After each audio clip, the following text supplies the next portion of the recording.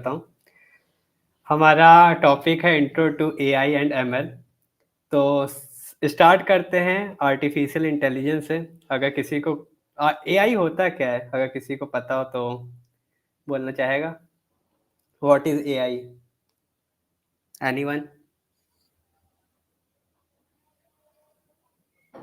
Okay, तो मैं start करता हूँ। देखो, आर्टिफिशियल इंटेलिजेंस एक कंप्यूटर साइंस की फील्ड है जिसमें हम ऐसी मशीन्स को क्रिएट करते हैं जो टास्क परफॉर्म्स करते हैं जिनके लिए ह्यूमन इंटेलिजेंस की रिक्वायरमेंट होती है। अंडरस्टूड? कंप्यूटर ब्रेन्स नहीं, तुम कंप्यूटर ब्रेन्स नहीं कह सकते इसको। एक ये समझ लो कि ये एक तरह की मशीन्स हैं जिनको हम लोग ट्रेन करते हैं कि वो ऐसे काम कर सके जिसके लिए ह्यूमन ब्रेन्स की रिक्वायरमेंट होती है, कि जो जहाँ पे हमें पर्टिकुलर ह्यूमंस की नीड होती है वो काम को हम शिफ्ट कर दे रहे हैं। जैसे मैथमेटिकल ही ले लो, कंप्यूटर पार्ट आता है एआई के अंदर। एआई कंप्यूटर का ब्रेन नहीं है, कंप्यूटर एआई के अंदर है। ओके। जो एआई सिस्टम्स तुम्हारे डिज़ाइन होते हैं उनका बेसिकली काम होता है कि वो डाटा, हम उन्हें डाटा देते हैं, डाटा से वो लर्न करें, उनके अंदर के पैटर्न को रिकॉग्नाइज करें और उस पैटर्न से वो डिसीजन मेकिंग में हेल्प करें और फिर जो आउटपुट देना चाहिए वो रिसीवर को प्रोवाइड करें। एआई का सिंपल सा इतना यूज़ होता है। मैं पीपीटी शेयर करता हूँ, एक मिनट।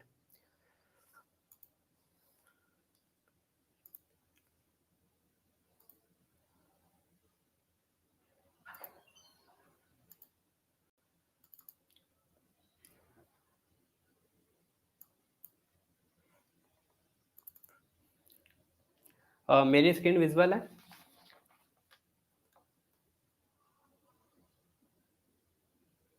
It's visual.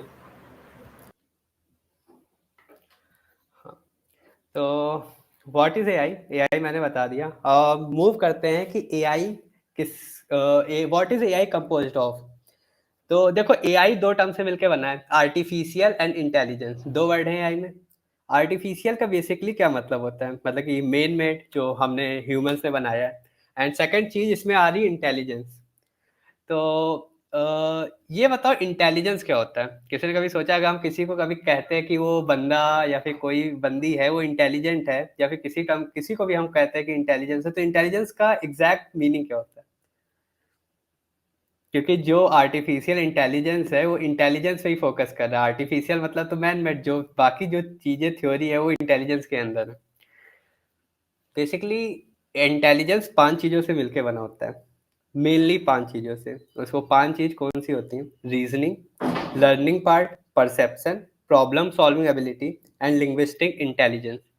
जो इंटेलिजेंस हम डिफाइन करते हैं ना कि समवन इज इंटेलिजेंट और नॉट, या फिर मशीन्स है आर्टिफिशियल इंटेलिजेंस, ये इन्हीं पांच चीजों को कंपोज होती है। Reasoning, learning, perception, problem solving ability and तुम्हारी लिंग्विस्टिक इंटेलिजेंस पे। Now moving on the scope of AI. AI के तो हर फील्ड में एआई यूज होता है। कोई भी फील्ड हो, कहीं हर जगह। तुम मेडिकल की फील्ड की अगर बात कर लो, हेल्थ है, मेडिकल की फील्ड है, वहाँ पे डायग्नोसिस में यूज होता है। ट्रीटमेंट के लिए यूज होता है। अगर तुम फाइनेंस की बात करो तो वहाँ पे रिस्क असेसमेंट हो गया, फाइनेंशियल जो रिस्क होते हैं, या फिर इन्वेस्टमेंट के डिसीजन मेकिंग में वहाँ पे हेल्प होता है। एआई के बहुत सारा यूज़ किया जाता है, मॉडल्स को ट्रेन किया जाता है कि कितने परसेंट चांस है कि यहाँ पे हमें इन्वेस्ट करना चाहिए, नहीं करना चाहिए। इंडस्ट्रीज में बहुत यूज़ है एआई का, हर फील्ड में। साइबर सिक्योरिटी में भी इसका बहुत यूज़ है, लाइक एनॉमली डिटेक्शन जो साइबर सिक्योरिटी के फील्ड में है, नेटवर्क ट्रैफिक को डिटेक्ट करने में, उनके पैटर्न्स को आइडेंटिफाई करने में एआई का बहुत ज़्यादा यूज़ होता है। तुम्हारी लैंग्वेज ट्रांसलेशंस जो हो गई, उन सब में, रोबोटिक्स में एडवांस्ड ऑटोमेशन होता है, उसके लिए आर्टिफिशियल इंटेलिजेंस का बहुत यूज़ होता है। And moving further, sub fields of AI में जो हमारा सेशन का नाम है introduction to AI and ML. तो जो एमएल है वो सब फील्ड ऑफ एआई है। एआई के बहुत सारे फील्ड्स है, बहुत हैं। एआई बहुत ब्रॉडर स्कोप है, उसके अंदर मशीन लर्निंग हो गया, तुम्हारी डीप लर्निंग हो गई, एनएलपी नेचुरल लैंग्वेज प्रोसेसिंग हो गई, कंप्यूटर विजन, ऑब्जेक्ट रिकॉग्निशन हो गया, और कह सकते हो इमेज क्लासिफिकेशंस जो होते हैं वो हो गए, एंड रोबोटिक्स पे तो यूज़ होता ही है। नेक्स्ट स्लाइड पे चलते हैं। हाँ, देखो मेनली लोगों के कुछ कॉमन डाउट्स होते हैं एआई एमएल से रिलेटेड या फिर डाटा साइंस से रिलेटेड।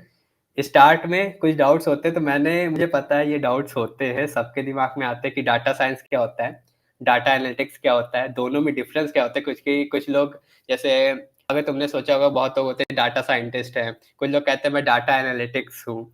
एमएल मशीन लर्निंग क्या है, डीप लर्निंग क्या है, इसमें डिफरेंस क्या है, अभी जो बहुत ज़्यादा पॉपुलर है जनरेटिव एआई, ये सब क्या है, और फुल स्टैक डाटा इंजीनियर इस किसको बोलते हैं। ये जो कॉमन डाउट्स हैं, सबसे पहले मैं उस पर क्लियर कर देता हूँ कि जिससे तुम्हें पता हो कि तुम क्या कर रहे हो। तो starting with data science. Data science देखो बेसिकली है, तुम्हारे पास एक यूजलेस डाटा है। मान लो कोई हॉस्पिटल का डाटा है तुम्हारे पास, समझ लो किसी की ब्रेन की एमआरआई इमेजेस है या फिर कुछ भी है, कोई डाटा है, वो ऐसे पेशेंट के रिकॉर्ड्स पड़े हैं, वो तो ऐसे यूजलेस है। पर अगर तुम उसी का यूज करके उस डाटा को थोड़ा यूजफुल बना दो, तो with the help of mathematics, statistics, computer, उसी को डाटा साइंस कहते हैं। यही डाटा साइंटिस्ट का रोल होता है। अब बात आती है डाटा साइंस अगर ये होता है तो डाटा एनालिटिक्स क्या होता है। Moving on next slide. ये स्लाइड देख रही है ना, देखो डाटा साइंस है, ये एक ब्रॉडर स्कोप है। Data analysis and machine learning इसके अंदर, इसके सबसेट है वो, ठीक है। डाटा एनालिसिस क्या होता है? डाटा एनालिटिक्स का सिंपल सा मतलब होता है exploration and examination of data. क्यों करते हैं हम लोग एक्सप्लोरेशन एग्जामिनेशन? कि उससे कुछ मीनिंगफुल इंसाइट्स को एक्सट्रैक्ट करने के लिए या फिर कुछ कंक्लूड करने के लिए और डिसीजन मेकिंग के लिए। डाटा एनालिसिस में मोस्टली मैथमेटिक्स, स्टैटिस्टिक्स का यूज होता है। डाटा एनालिसिस की बात करें तो इसमें एक्सेल सीट्स हमने यूज किया होगा, एमएस एक्सेल हो गया, और गूगल का भी होता है, एंड तुम्हारा माई सीक्वल हो गया, सीक्वल सेकेंड ईयर तो इस बार डीबीएमएस पे पढ़ रहा होगा सीक्वल। तो डाटा एनालिसिस में ये सब टूल्स यूज होते हैं। बेसिकली इसमें मैथमेटिक्स, स्टैटिक्स, हम लोग डाटा के साथ एक्सप्लोर करते हैं, डाटा को उसको क्लीन करते हैं, यही होता है। अगर डिफरेंस की बात करें तो मेन डिफरेंस तो यही है। बाकी डाटा साइंस तुम्हारा ब्रॉडर स्कोप है, उसके अंदर एमएल, डाटा एनालिसिस सब कुछ आता है। डाटा डाटा एनालिटिक्स जो है वो डाटा साइंस का तुम्हारा सबसेट है, उसमें ईडीए परफॉर्म करते हो, स्टैटिस्टिक्स, बस यही मेन डिफरेंस है। And moving on next, machine learning and deep learning. हाँ, तुम जो हमारा सेशन था A I M L, M L मतलब मशीन लर्निंग। मशीन लर्निंग भी देखो तुम्हारा सबसेट है डाटा साइंस का ही।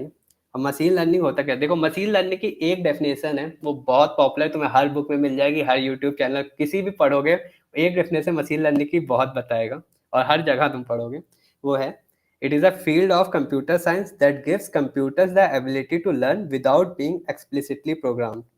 मतलब कि यहाँ हम मशीन को थोड़े ऐसा ट्रेन कर देते हैं कि वो बाकी रिसोर्सेज का यूज करके वो खुद को और ज्यादा कह सकते हैं अपग्रेड कर ले। हमने उनको स्टार्ट में थोड़ा सा इनपुट दिया, थोड़ा सा ट्रेन किया किसी मशीन को, बाकी हम फिर डाटा प्रोवाइड कर रहे हैं, और उस डाटा से खुद को ट्रेन करते करते खुद को अपग्रेड करता जा रहा है। हमें ज़्यादा प्रोग्रामिंग और उसके बाद की ज़रूरत नहीं। वही होता है मशीन लर्निंग। मशीन लर्निंग के कुछ पार्ट्स होते हैं, ये भी फर्दर क्लासिफाइड है तुम्हारी समझ लो 4 चीज़ों में। मूविंग ये मशीन लर्निंग के 4 टाइप्स होते हैं: supervise learning, unsupervise learning, transfer learning and reinforcement learning. एक एक करके बात करता हूँ। सुपरवाइज लर्निंग में होता है तुम्हारा आउटपुट तुम्हें पता होता है, मतलब कि डाटा होता है, उसका लेबल होता है। लाइक वाइज एग्जांपल ले लो, तुम्हारे रिग्रेशन प्रॉब्लम्स हो गई या क्लासिफिकेशन प्रॉब्लम। क्लासिफिकेशन प्रॉब्लम्स, मान लो तुम्हें क्लासिफाई करना है कि तुम्हें इमेजेस दी गई हैं और तुम्हें बताना है कि ये इमेज किसी डॉग की है या किसी कैट की है या काउ की है। तो यहाँ पे तुम क्लासिफाई कर रहे हो। अगर क्लासिफिकेशन 2 चीज में हो रहा है तो उसे बाइनरी क्लासिफिकेशन कहोगे, 2 से ज्यादा में हो रहा है उसे मल्टी क्लास क्लासिफिकेशन करोगे। और रिग्रेशन क्या होता है? क्लासिफिकेशन और रिग्रेशन में बेसिकली डिफरेंस होता है। रिग्रेशन तुम्हारे कंटिन्यूस फॉर्म में होता है, कंटिन्यूस डाटा होता है, और जो क्लासिफिकेशन होता है वो तुम्हारा डिस्क्रीट वैल्यू होती है। तो वहाँ पे तुम नंबर प्रेडिक्ट कर रहे हो कि हाँ ये है या फिर नहीं है, ये इमेज कैट की है या फिर डॉग की है, बस ये तुम प्रेडिक्ट कर रहे होते हो। रिग्रेशन में होता है जैसे तुम्हारा हाउस प्राइस प्रेडिक्ट कर रहे हो, हाउस प्राइस का वैल्यू कितनी आएगी, मान लो उसके 2 रूम्स है, नंबर ऑफ फ्लोर्स हो गए, नंबर ऑफ रूम्स हो गए, लोकेशन हो गया, लैटिट्यूड हो गया, लॉन्गिट्यूड, उसके हिसाब, उसके बेसिस पे तुम जब कुछ प्रेडिक्ट कर रहे हो तो उसे कहते हैं रिग्रेशन प्रॉब्लम। सुपरवाइज्ड ये होता है। अनसुपरवाइज्ड में होता है कि तुम्हें आउटपुट नहीं पता होता, तुम्हारे पास सिर्फ डाटा है, उसका कोई लेबल नहीं है। ओके, जैसे समझ लो कि तुम्हारे पास, अगर एग्जांपल दूं, तुम किसी शॉप के ओनर हो, तुम्हारे पास कस्टमर्स के परचेज हिस्ट्री का डाटा है, तो तुम उससे परचेज हिस्ट्री से तुम उसका यूज कर सकते हो। तुम्हारे पास उसका आउट मतलब कि कुछ पता नहीं है उसका, तुम ऐसा यूज कर सकते हो कि कौन से कस्टमर को कितने, मतलब कि किस तरह के, जैसे अगर मान लो तुम्हारी शॉप है मोबाइल फोन्स की है या फिर क्लोथ की है, तो तुम प्रेडिक्ट कर सकते हो किस कंपनी के क्लोथ कस्टमर ज्यादा बाय कर रहा है या फिर किस कलर के क्लोथ ज्यादा बाय कर रहा है। ये होता है, उसमें हम मशीन को खुद से वो पैटर्न फाइंड करता है, उसके हिसाब से एनालाइज करता है, इसमें हमें आउटपुट नहीं पता होते। ये तो बात रही अनसुपरवाइज लर्निंग की। Next, transfer learning. Transfer learning basically ये होता है, ये थोड़े हमारे कंप्यूटेशन को इजी करने के लिए यूज होता है। जैसे कि मान लो अभी मैंने सुपरवाइज लर्निंग में एक एग्जांपल दिया था कि कैट और डॉग को की इमेजेस हैं, उनको क्लासिफिकेशन का मान लो यहाँ पे मॉडल बनाया गया है, तो हम उस मॉडल का यूज कर सकते हैं। मान लो एक और हमारे पास प्रॉब्लम है कि डॉग की डिफरेंट ब्रीड्स होती है, बहुत तरह के डॉग्स होते हैं।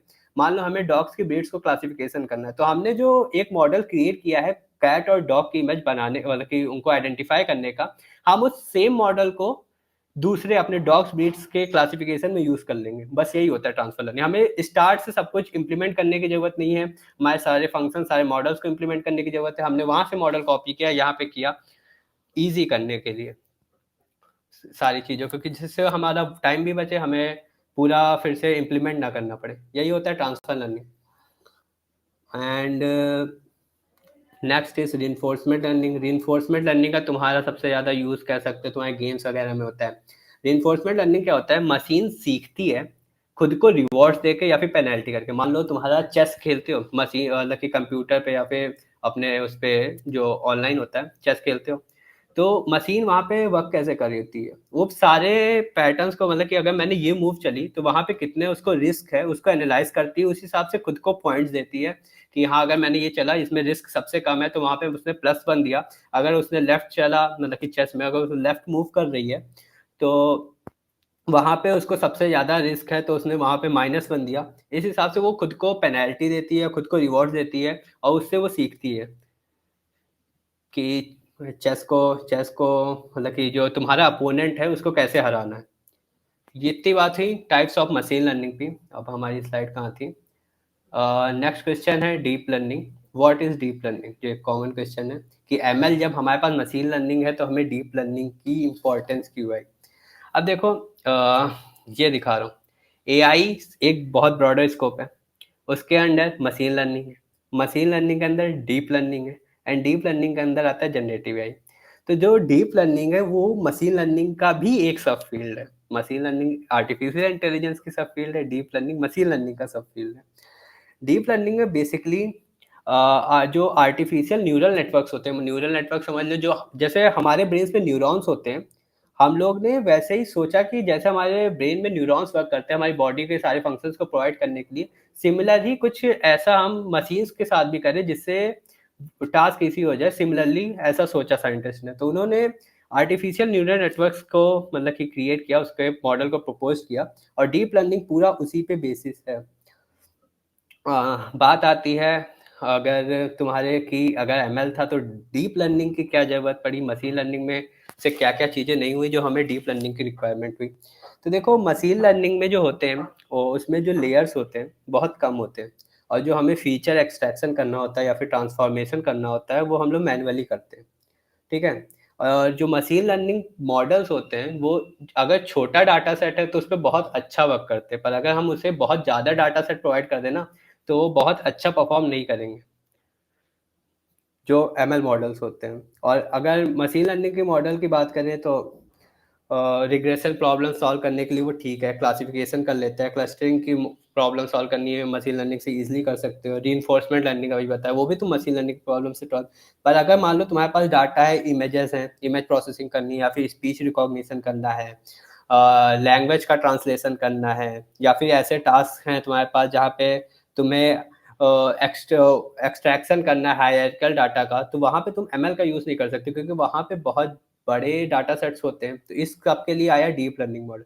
डीप लर्निंग की इंपॉर्टेंस क्या हुई कि डीप लर्निंग में बहुत सारे हिडन लेयर होते हैं, और यहाँ पे जो मॉडल्स होते हैं वो ऑटोमेटिकली लर्न करते हैं, मतलब कि हम उन्हें जो फीचर एक्सट्रैक्शन और ट्रांसफॉर्मेशन जो हम एमएल में मैनुअली करते थे, डीप लर्निंग में वो हम नहीं करते, वो खुद से करता है, उसमें बहुत सारे हिडन लेयर होते हैं, वो ऑटोमेटिकली लर्न करता है।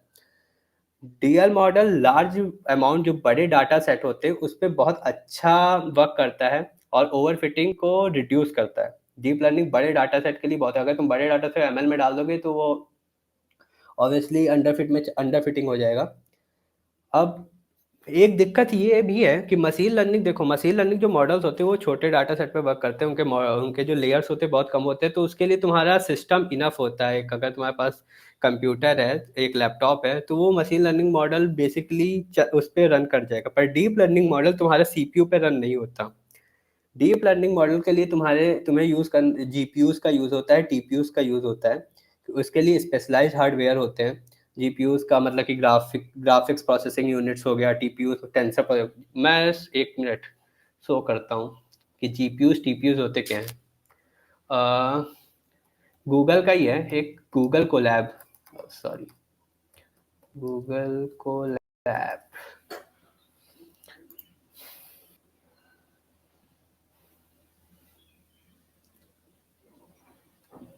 लाइक ये गूगल ने एक खुद का प्लेटफॉर्म बनाया जहाँ पे डीप लर्निंग मॉडल्स को हम करते हैं। ये टीपीयू एंड जीपीयू हमें प्रोवाइड करती है, क्योंकि वो जो सिस्टम्स होते हैं वो हमारे कंप्यूटर पे रन नहीं कर पाएंगे। 1 मिनट में अगर कोई फाइल इसमें ओपन करूँ, ओके मान लो ये है सेकंड है end to end ML project करके, एक मैंने इस पे प्रोजेक्ट रखा है।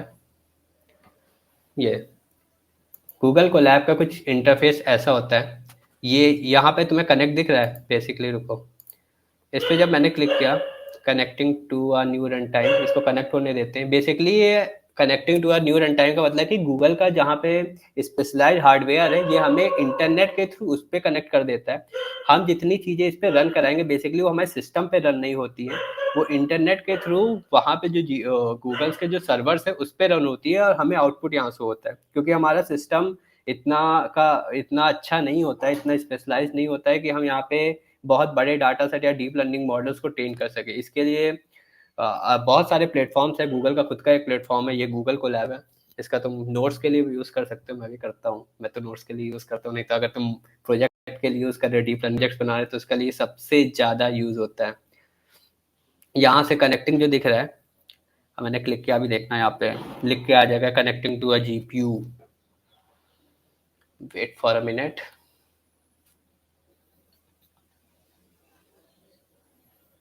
ये नीचे देखो, initializing Python 3 Google compute engine backend. जिन्होंने क्लाउड किया होगा वहाँ पे उन्होंने सीखा होगा गूगल कंप्यूट इंजन होता क्या है। क्लाउड का जो कोर्सेस कर रहे होंगे, मेरे ख्याल से सेकंड कोर्स में है ये क्लाउड के, गूगल कंप्यूट इंजन बैकएंड, उसमें उसने एक्सप्लेन किया हुआ है। ये सारी चीज़ें जो हो रही है वो गूगल क्लाउड के थ्रू ही हो रही हैं। सिर्फ जब पढ़ना में, जब गूगल क्लाउड पढ़ोगे तो रिलेट कर पाओगे। ये देखो यहाँ पे रैम और डिस्क लिखा आ रहा है, नीचे देखो क्या लिखा है, Python 3 Google compute engine backend, RAM 0.77 GB, 12.68 GB disk and all. ये सब करनी है बेसिकली। जो सर्वर वहाँ पे तुम्हें एलोकेट हुआ है उसके ये, कि यहाँ उसने गूगल के एक सर्वर में इतनी स्पेस तुम्हें एलोकेट होगी, अब तुम जितना भी इसमें रन करोगे वहाँ पे होता है वो ऊपर नीचे। अगर तुम कुछ देर के लिए इस पर वर्क नहीं करोगे ना, तो वहाँ से तुम्हारा ये डिस्कनेक्ट हो जाएगा, क्योंकि उनके पास भी लिमिटेड स्टोर होता है, उन्हें सबको देना होता है। बहुत लोग, मल्टीपल लोग पूरे वर्ल्ड में वर्क कर रहे होते हैं। तो ये हो गया तुम्हारा जीपीयूज का। और टीपीयूज के लिए अगर वो है, यहाँ पे तुम टीपीयूज को भी स्विच कर सकते हो, उसके भी ऑप्शंस होते हैं। नाउ मूविंग फर्दर, डीएल में इतना होता है। डीएल का तुम यूज़ कर सकते हो, मैंने बोला ना, मशीन लर्निंग तुम्हारी इमेज और इमेज प्रोसेसिंग में, स्पीच रिकॉग्निशन में, इन सब में बहुत अच्छा परफॉर्म नहीं करती है। तो अगर तुम्हें इमेज प्रोसेसिंग है, स्पीच रिकॉग्निशन है, या फिर एनएलपी के मॉडल्स है, कंप्यूटर विजन्स है, इन सब का इन सब को बहुत अच्छा वर्क कराने के डीप लर्निंग का यूज़ होता है। डीप लर्निंग इसीलिए आया था, न्यूरल नेटवर्क इसीलिए। न्यूरल नेटवर्क बहुत पहले आ चुका था, 1956 के अराउंड आ चुका था, पर तब तक हमारे पास ये इतना इम्प्लीमेंट नहीं हो पाया, क्योंकि तब तक हमारे पास इतना स्पेशलाइज कंप्यूटर थे ही नहीं। इसका मॉडल, परसेप्ट्रॉन मॉडल, बहुत पहले इंट्रोड्यूस हुआ है। ये अब आ रहा है कुछ रिसेंट डिकेड्स में, जस्ट बिकॉज क्योंकि हमारी एआई बहुत ज़्यादा इम्प्रूव हो गया, हमारे पास स्टोरेज बहुत है, आ गए हैं अब सर्वर्स, हम स्टोर कर सकते हैं, इंटरनेट बहुत अच्छा है, एंड जो सिस्टम रिक्वायरमेंट्स है वो बहुत अच्छी अचीव हो गई। तो नेक्स्ट क्वेश्चन क्या था, एक minute, what is generative AI? AI इसका तो तुम लोग वो भी कर रहे होगे, आर्केड गेम का जो प्रोग्राम है। तो जनरेटिव एआई बेसिकली होता क्या है, मैंने इससे पहले वाले सेशन जो लिया था गिट एंड गिटहब का, उसमें भी हल्का सा इंट्रो दिया था कि जनरेटिव नहीं, हाँ क्लाउड का जो सेशन था उसमें मैंने हल्का सा जनरेटिव एआई के बारे में बताया था। बेसिकली जनरेटिव एआई क्या होता है, ये भी एक आर्टिफिशियल इंटेलिजेंस टेक्निक है जो प्रीवियस डाटा पे ट्रेन होती है और नया डाटा प्रेडिक्ट करती है।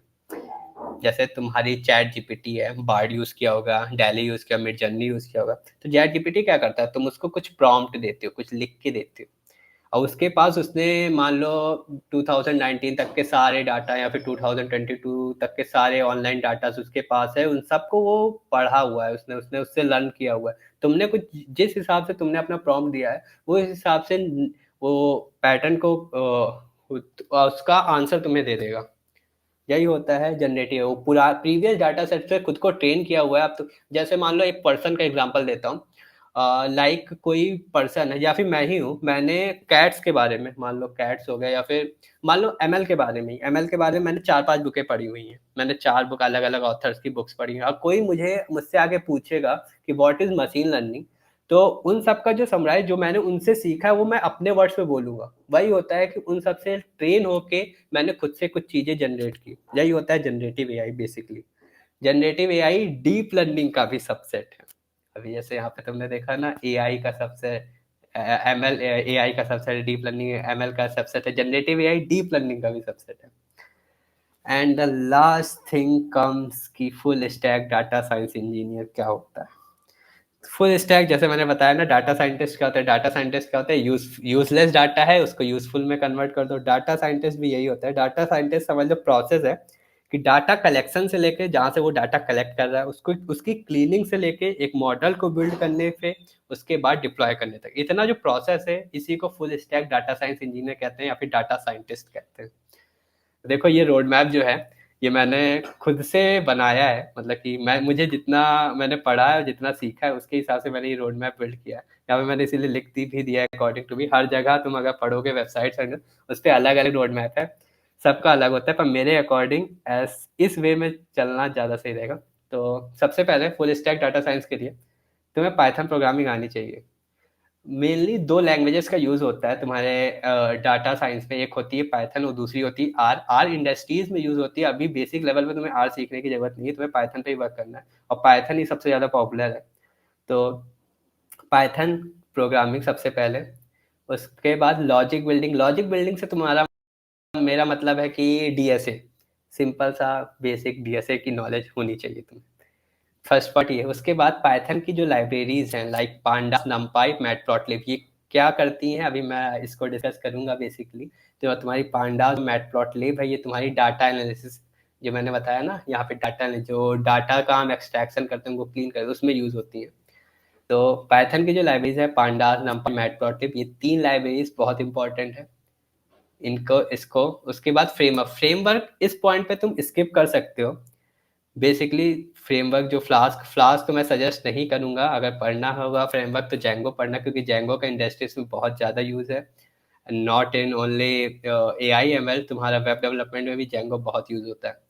क्योंकि हाँ, तो अगर फ्रेमवर्क स्किप करना चाहो तो कर सकते हो, फ्रेमवर्क को तुम लास्ट में भी पढ़ सकते हो, बट ये 3 लाइब्रेरीज जरूर पढ़नी है। उसके बाद देखो, मशीन लर्निंग और डीप लर्निंग जो मॉडल्स है उसमें सबसे ज़्यादा इन पूरी चीज़ें मैथमेटिक्स बहुत इंपॉर्टेंट है।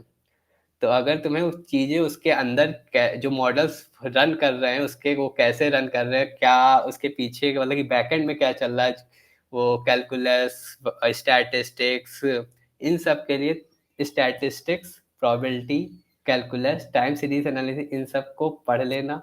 इस सब को पढ़ के जब तुम मूव करोगे ना एमएल और डीएल लर्न करने के लिए, तुम्हारे लिए चीज़ें बहुत आसान हो जाएंगी। अगर तुम साथ में करोगे तब भी वेल एंड गुड है, पर वहाँ पे दिक्कत आ सकती है कि कुछ कुछ चीज़ें जैसे लीनियर रिग्रेशन हो गया, फिर लॉजिस्टिक रिग्रेशन का सिग्मॉइड फंक्शन कैसे वर्क कर रहा है, रैंडम फॉरेस्ट हो गया, तो इन सब के पीछे बिहाइंड जो स्टैटिस्टिक्स मैथमेटिक्स यूज हो रही है, अगर तुम इसको पहले से इसकी अच्छी नॉलेज रख लोगे तो तुम्हें वहाँ पढ़ने में ज़्यादा दिक्कत नहीं होगी, वहाँ तुम जल्दी उसको को रिलेट कर पाओगे और जल्दी सीख जाओगे। तो पहले स्टैटिस्टिक्स पढ़ के उसके बाद मूव करना।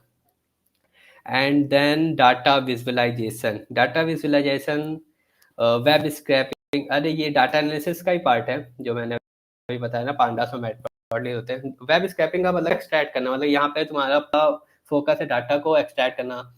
फुल स्टैक में इसकी इंपॉर्टेंस है, जैसे मेनली बहुत सारी वेबसाइट्स पे डाटा गिवन होते हैं, ऑलरेडी गिवन है, डाटा सेट्स दिए हुए तुम्हें, डाटा सेट्स पर बहुत बार होता है कि हमारे पास प्रॉब्लम है पर उसका डाटा हमें ढूंढना पड़ता है।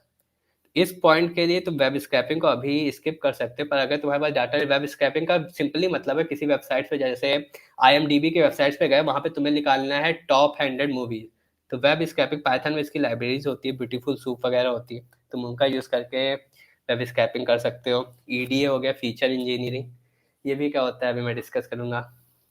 फीचर इंजीनियरिंग मतलब होता है फीचर्स को एक्सट्रैक्ट करना डाटा से। And moving further, database, second year तो माई सिक्वल पढ़ ही रहा होगा, सेकंड ईयर के कोर्स में इस बार होगा माई सिक्वल, फर्स्ट ईयर भी नेक्स्ट ईयर पढ़ लोगे, तो डाटाबेस का बहुत ज़्यादा इंपॉर्टेंस है। डाटाबेस माई सिक्वल ही बेसिकली, माई सिक्वल बहुत इंपॉर्टेंट है, वो पढ़ लेना। उसके बाद तुम आराम से मूव कर सकते हो ML DL, इस पे फिर तुम्हें कोई ना पढ़ने के बाद तुम्हें ज़्यादा दिक्कत नहीं आएगी, ML में भी DL में भी, क्योंकि तुम्हारे पास मैथमेटिक्स की एक अच्छी खासी नॉलेज हो गई है, डाटा से प्ले करने में एक अच्छी नॉलेज हो गई है। मशीन लर्निंग में देखो, पाइथन की सबसे पॉपुलर लाइब्रेरी जो यूज होती है वो होती है साइकिट लर्न, बहुत इजी लाइब्रेरी, बहुत टफ नहीं है, तुम्हें बस डॉक्यूमेंटेशन देखना है, काम करना है। डीप लर्निंग के लिए जो tensor flow and, deep learning के लिए दो तीन यूज होती है बेसिकली, टेंसर फ्लो हो गया, पाईटॉर्च हो गया, उसमें गूगल की टेंसर फ्लो है बेसिक। देखो तुम्हें पढ़ना दोनों पड़ेगा, पाईटॉर्च टेंसर फ्लो सब पढ़ना पड़ेगा, क्योंकि किसी किसी इंडस्ट्री में वो लोग पाईटॉर्च यूज करते हैं, किसी किसी में टेंसर फ्लो यूज करते हैं। पाईटॉर्च तुम्हारी बेसिकली माइक्रोसॉफ्ट की है, टेंसर फ्लो तुम्हारा गूगल का है, तो ये है। उसके बाद तुम स्विच कर सकते हो big data and data engineering पे, जो अभी तुम क्लाउड सर्विसेज पढ़ रहे हो, TPUs GPUs जो मैंने अभी बताए थे तुम्हें, और जो गूगल क्लाउड का तुम लोग कोर्सेज कंप्लीट कर रहे हो, वही है बेसिकली। एंड उसके बाद इसके पहले जो मैंने सेशन लिया था गिट एंड गिटहब, उसका वर्जन कंट्रोल एंड कोलैबोरेशन, मतलब कि तुम्हारा जो प्रोजेक्ट है, अब देखो एंड टू एंड प्रोजेक्ट, कोई किसी इंडस्ट्री या किसी कंपनी में जब तुम वर्क करते हो ना, तुम अकेले उस प्रोजेक्ट पे वर्क नहीं कर रहे होते, बहुत सारे लोग कर रहे होते, ये मैंने पिछले सेशन में बताया, तो उसके लिए तुम्हारा गिट एंड गिटहब का यूज करना होता है। तो बस वो तो अभी मैंने शायद तुम लोग है अक्टूबरफेस्ट जो लोग कर रहे होंगे वो तो सीख ही जाएंगे, तो तुम्हारा ये वाला पार्ट तो कंप्लीट ही है। और क्लाउड कर लोगे तो तुम्हारा बिग डाटा, मतलब कि हेडूप और स्पार्क ये सब सीखना पड़ेगा, बाकी क्लाउड की चीज़ें तो तुम्हारी क्लियर हो जाएंगी, आधी चीज़ें तो यहीं से सीख गए। और जिनको पाइथन आती है उनके लिए तो प्लस पॉइंट है, तुम्हें ज़्यादा पढ़ना ही नहीं है। And then deployment purpose for Docker Kubernetes API, ये मैंने जो रोड मैप बताया है ये फुल स्टैक डाटा साइंस का है। ML इंजीनियर अलग होता है, ML इंजीनियर को इतना सब कुछ पढ़ने की जरूरत नहीं होती है, अगर तुम पूरा डाटा साइंटिस्ट खुद को कहना चाहते हो तो ये सारी चीज़ें उसके अंदर में आती हैं। तो अब ये है तुम्हारा, हम ML पे पूरा स्विच हो रहे, जितनी अब तक बात थी वो डाटा साइंस, AI क्या होता है, ML क्या होता है, DL क्या होता है, सारे बेसिक क्वेश्चंस थे, ML के कितने टाइप्स होते हैं वो सब था। अब हम पूरा मूव कर रहे हैं कि तुम्हारा बेसिकली ये ML के जो प्रोसेस होते हैं, उनके प्रोजेक्ट के अंदर जो प्रोसेस है उनका कलेक्शन मॉडलिंग, ये क्या होता है, हम इस पे बात करते हैं। AI के, AI और डाटा साइंस बता दिया। देखो अब जो तुम्हारे प्रोजेक्ट्स हैं कि पूरा प्रोसेस क्या होता है, एक ML के प्रोजेक्ट में डाटा कलेक्शन से लेके डिप्लॉयमेंट तक के कितना प्रोसेस होता है, मैं उसको कवर करता हूँ, इसकी मैंने स्लाइड्स बनाई हुई हैं अलग अलग, मैं उसको आराम से एक्सप्लेन करूंगा, जहाँ समझ में ना आए पूछ लेना, मैं बीच बीच में Q&A देखता रहूंगा या फिर तुम लोग की चैट्स देखता रहूंगा। ओके, तो ये फ्लो चार्ट है, सामने सबको विजिबल होगा ही। तो डाटा कलेक्शन एंड डिप्लॉयमेंट, और बीच में है तुम्हारा डाटा मॉडलिंग। डाटा कलेक्शन का बेसिकली मतलब है कि अगर तुम्हारे पास वैसे डाटा सेट्स दिए होते हैं, नहीं दिया हुआ है, तो बेसिकली तुम्हें डाटा को एक्सट्रैक्ट करना हो, तो जैसे मैंने अभी जो रोड मैप दिखाया तो उसमें वेब स्क्रैपिंग का मैंने बोला था ना, वेब स्क्रैपिंग वही होता है कि तुम किसी वेबसाइट या फिर कहीं से डाटा को एक्सट्रैक्ट कर रहे हो, क्योंकि तुम जो वही ML में जहाँ पे भी यूज कर रहे हो, DL में तुम्हें सबसे ज्यादा इंपॉर्टेंस है तुम्हें डाटा की, अगर तुम्हारा डाटा ही नहीं होगा तुम कुछ नहीं कर सकते। AI में तुम्हें डाटा चाहिए, तो the most important task is data collection, कि तुम्हें डाटा कलेक्ट करना है। डाटा कलेक्शन, ये देखो जो तुम्हारे पास डाटा है, तुम डाटा कहाँ से ले रहे हो, कहाँ से फाइंड करें उसको, कैसे, जो उसमें अनइवन डाटा है, बहुत सारे अनइवन डाटा, अनस्ट्रक्चर डाटा होते हैं, उनको कैसे सही कर रहे हो, this is what called data collection. तुम उसको यूजलेस से कैसे यूजफुल कन्वर्ट कर रहे हो, इसी को डाटा कलेक्शन कहते हैं। Okay, now moving on, data modelling. Data modelling एक 6 स्टेप का प्रोसेस होता है और ये रिपीटेड प्रोसेस होता है जब तक तुम्हारा मॉडल बहुत अच्छा ट्रेन ना हो जाए। इस पे मैं थोड़ा सा टाइम लेके अच्छे से एक्सप्लेन करूंगा, तो जहाँ डाउट्स हो पूछ लेना। This is what data modeling is. Problem definition, 6 step है यहाँ पे। देखो, पहला स्टेप है problem definition, what problem are we trying to solve. Next is data, what data we have. Evaluation, what defines success, what features we have, and then modeling, and then experimentation, and this all are running in loop. They all are iterative process. बताता हूँ कैसे, एक एक चीज मैं explain करता हूँ। सबसे पहले डाटा मॉडलिंग में जो है प्रॉब्लम डेफिनेशन, अभी मैंने टाइप्स ऑफ मशीन लर्निंग बताया था ना, वही होता है कि तुम्हारा जो जो डाटा है, जैसे मैंने अभी टाइप्स ऑफ मशीन लर्निंग बताया, तुम्हें 4 तरह के होते हैं, सुपरवाइज्ड, अनसुपरवाइज्ड, ट्रांसफर होता है, एंड तुम्हारा रीइंफोर्समेंट लर्निंग होता है। तो प्रॉब्लम डेफिनेशन से मतलब है कि हम कौन सी डाटा को ट्राई सॉल्व करना चाहते हैं। जैसे सुपरवाइज में मैंने बताया, उसके पास तुम्हारे आउटपुट्स होते हैं, लेबल्स होते हैं। अनसुपरवाइज्ड अनलेबल्ड डाटा होता है। क्लासिफिकेशन रिग्रेशन में, रिग्रेशन तुम्हारा कंटिन्यूस वैल्यू पे वर्क करता है, क्लासिफिकेशन तुम्हारा डिस्क्रीट वैल्यूज पे वर्क करता है। तो सबसे पहली चीज़ यही है कि हम लोग किस तरह के डाटा पे मतलब कि वर्क कर रहे हैं। प्रॉब्लम डेफिनेशन वही होता है कि सुपरवाइज है, अनसुपरवाइज है, क्लासिफिकेशन है, रिग्रेशन है। And then what type of data we have. Data, what kind of data we have. Structure, देखो डाटा बेसिकली सिर्फ स्ट्रक्चर्ड और अनस्ट्रक्चर्ड नहीं होता है। डाटा बहुत तरह के होते हैं, स्ट्रक्चर्ड, अनस्ट्रक्चर्ड हो गए, स्टैटिस्टिक्स डाटा होते हैं, स्ट्रीमिंग डाटा होते हैं। स्ट्रक्चर्ड डाटा से तुम्हारा मतलब बेसिकली मतलब होता है रोज और कॉलम, जैसे तुम्हारी एक्सेल सीट हो गई या फिर गूगल की स्प्रेडशीट हो गई, जो CSV फाइल्स हो गए, अगर तुमने सुना हो, कॉमा सेपरेटेड वैल्यू। ये सब जो जो तुम्हारे डाटा है, अगर रो एंड कॉलम्स के फॉर्म्स में, उन्हें स्ट्रक्चर डाटा कहा जाता है। ठीक है, जैसे कॉलम्स है, न्यूमेरिकल कॉलम्स हो गए। अगर तुम बात करो चेस्ट पे, अगर हार्ट डिजीज की बात करो तो हार्ट रेट हो गया तुम्हारा, या फिर ऑर्डिनल, या फिर चेस्ट पेन, बहुत सारी चीज़ें आती है, कोलेस्ट्रॉल लेवल और पता नहीं क्या क्या, बहुत सारी चीज़ें। अगर तुम्हारे पास बेसिकली डाटा है रोज एंड कॉलम्स के फॉर्म से, रिकॉर्ड्स है पेशेंट्स के, वो होता है तुम्हारा स्ट्रक्चर डाटा। अनस्ट्रक्चर्ड डाटा का क्या मतलब होता है, ऐसे डाटा जिनको डायरेक्टली हम रोज और कॉलम्स के फॉर्म में पुट नहीं कर सकते। लाइकवाइज तुम्हारे पास इमेजेस जो हैं, जैसे अभी मैंने एग्जांपल दिया था ना कैट एंड डॉग्स का, अगर तुम्हारे पास इमेज डाटा है, इसको तुम डायरेक्ट रोज एंड कॉलम्स के फॉर्म में रख सकते, CSV फाइल में डायरेक्ट नहीं पुट कर सकते, इसको तुम्हें चेंज करना होगा। तुम्हारे पास ऑडियो फाइल्स होगी, जो लैंग्वेज होते हैं उनके ट्रांसलेशन के लिए जो तुम्हारे पास डाटा होते हैं, वो सब अनस्ट्रक्चर्ड डाटा होते हैं। उसके बाद तुम्हारा स्टैटिक डाटा भी होता है। स्टैटिक डाटा का मतलब होता है जो टाइम के साथ चेंज ना हो रहा हो। लाइकवाइज कोई कंपनी है, कंपनी की जो परचेज हिस्ट्री है वो कभी चेंज नहीं होगी, जिस कस्टमर ने जो बाय किया वो कर लिया हुआ है, वो कभी चेंज नहीं हो रहा, वो होता है स्टैटिक डाटा। एंड एक और होता है एक स्ट्रीमिंग डाटा। स्ट्रीमिंग डाटा का मतलब है कि जो टाइम के साथ चेंज हो सकता है, फ्यूचर में वो डाटा चेंज हो सकता है। तो बेसिकली यही टाइप होते हैं, स्ट्रक्चर्ड, अनस्ट्रक्चर्ड, स्टैटिक और स्ट्रीमिंग। ये 4 तरह के ही डाटा होते हैं। Moving on, evaluation.